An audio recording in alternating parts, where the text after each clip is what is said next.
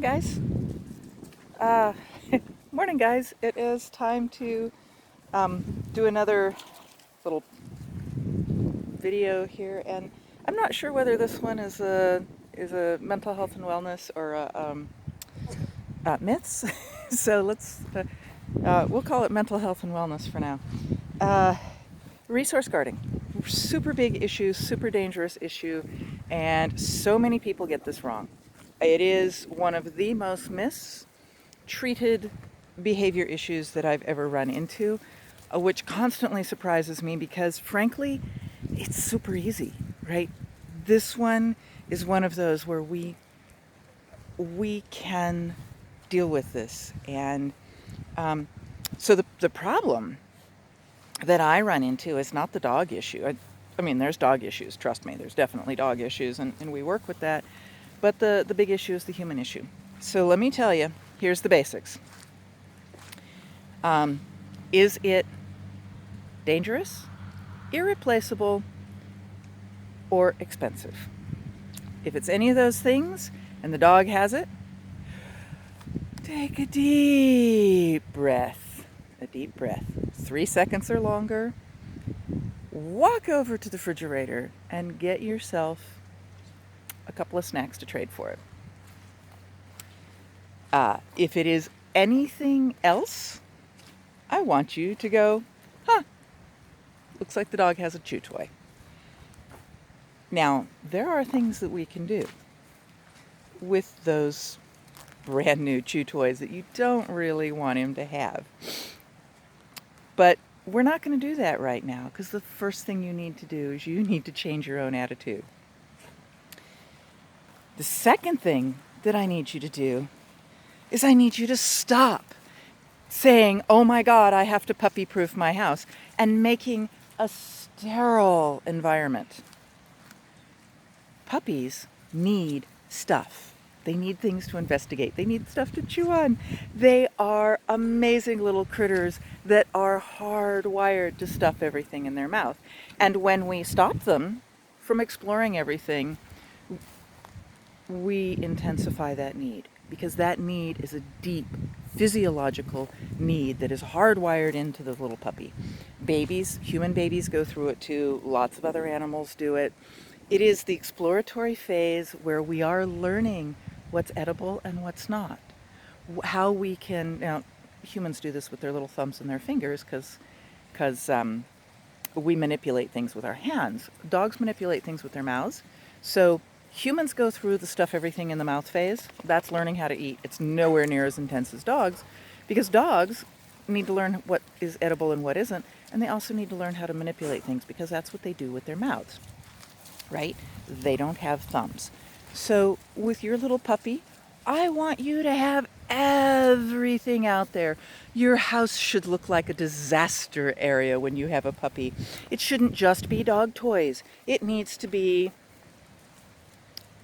apples and onions and peppers. Not hot peppers, I'm talking green peppers. Like, this is stuff the dog isn't going to actually eat, right? Because you are, I'll go into the third one in a minute. Because the dog is exploring things with his mouth, and this isn't something that tastes good to dogs, right? So there needs to be empty toilet paper rolls, possibly even, some with toilet paper on them. There needs to be boxes and plastic and wood and all of this, and bones and stuff with, and bully sticks and things with meat on them. And for things that are potentially dangerous, like you don't actually want your dog eating rawhide, all right, let your dog chew on it for a little while, and then you pick it up and you replace it with something edible. You can also do one of my favorite things, edible stuff on the ground. Kibble scatters, treats in boxes with big crinkly paper and stuff like this. Just got whacked by a tree. You need to be stuffing your little dog's face with all of the possibilities out there. This is the time to ensure that your dog knows what his mouth is for, all right? Okay, number 3. This is really hard for people. Don't limit your puppy's food. I understand if you've got a large breed that there are issues with growing too fast and stuff like that. Get an appropriate large breed puppy food. If you limit your puppy's food intake at this point in time, he's going to be food obsessed for the rest of his life. This is something that we really, really need to drive into people. We have lots of humans who have body issue images and are terribly worried about being fat, and sometimes they project some of these things onto their dogs, or they don't know better, or they're reading the wrong literature, and they're extremely worried about their dog being too fat. When your dog gets to be a senior, when your dog has recently been spayed or neutered, when your dog is bored out of their mind and they're eating out of boredom as an adult dog, they get pudgy, and then we need to worry about them being too fat. I have never seen, I'm sure it exists, so you can email me with all your exceptions. I've never seen a puppy that's too fat. I will argue that if your puppy is too fat, you're not getting out into the world enough and having enough fun with him, right? Your dog needs to be out doing what my dogs are doing right now, which is enjoying life, being dogs. Oh God, I hope you got to see some of that. There we go. Right, all of my videos have my dogs running around doing doggy things because dogs need that, and you need to be doing that with your dog. So instead of relying on portion control to keep your dog slim, consider mental enrichment and activity, all right? And being there with your puppy and providing for all of his needs. Sometimes if some needs aren't met, we'll try to stuff that need with other things. So if we're not feeling enough social love, we go to the refrigerator and we get out the chocolates and we're like, nom, nom, nom. I don't really feel better, but I kind of sort of feel better. Like, you know, this happens. Dogs, I think, do this too. That's when I tend to see fat, pudgy, overweight dogs, is when they're not getting their mental and physical needs met. So with your puppy, you don't need to be running them. You don't need to be the one in the control. You don't need to be taking them out on bike rides and stuff like that. You need to be taking them out for lots of sniffy walks every day, lots of time in the yard, playing tug with them. You need to be doing all of these wonderful things to meet all of their needs. And they need to have plenty of food.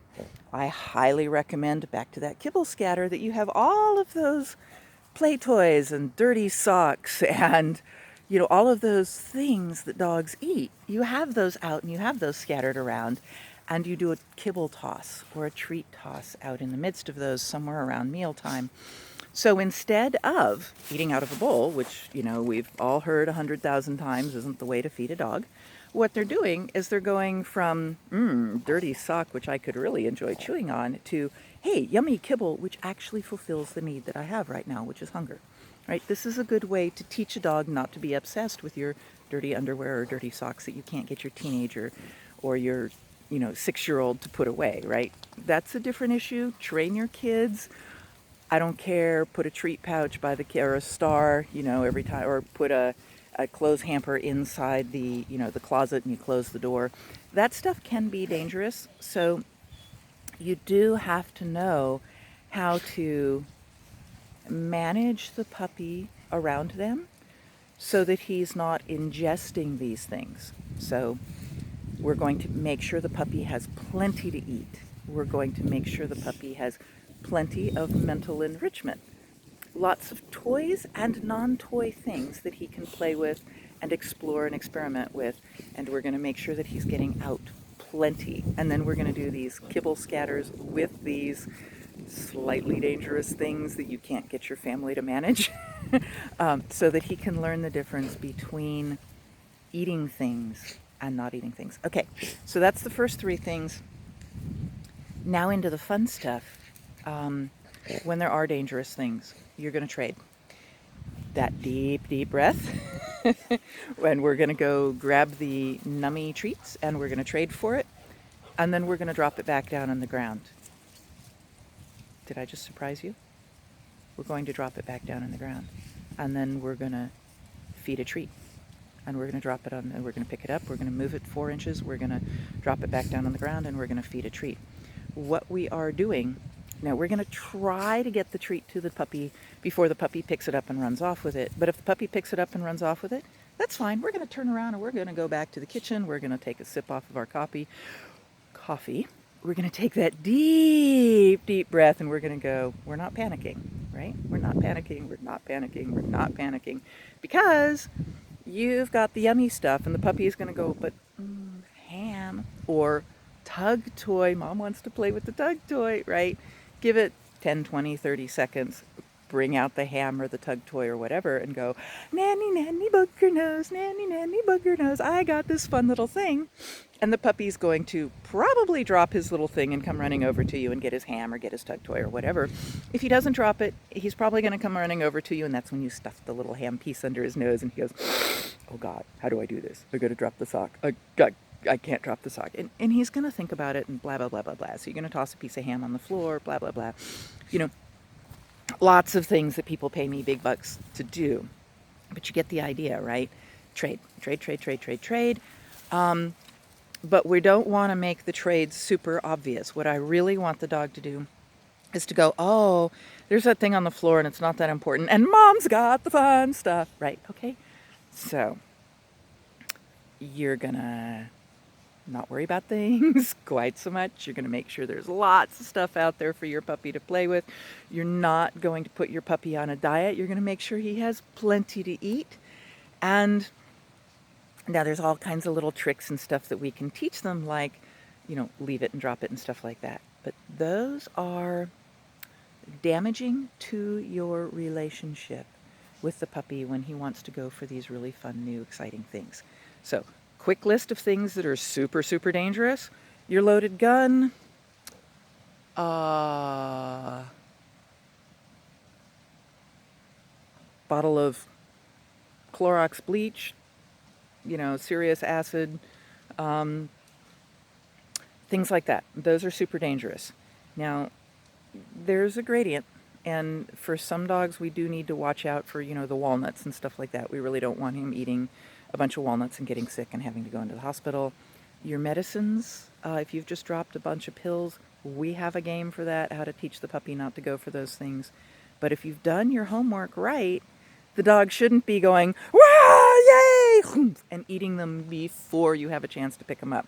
You should be able to go, take that 3-second breath, gently move yourself in between the puppy and the pills, pick up the pills, tell the puppy how fun he is, pet him, scrunch him, grab out your tug toy and play tug toy with him, right? You know, it should be easy. It shouldn't be a big stress case. So that's dangerous stuff.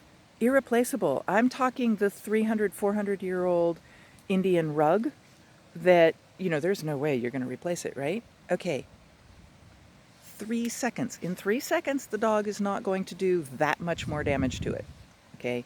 Your heirloom, you know, mom's dresser or whatever, you probably should have had some bitter apple sprayed on that already, or had some plastic coverings on it, or had it put away in the storage area.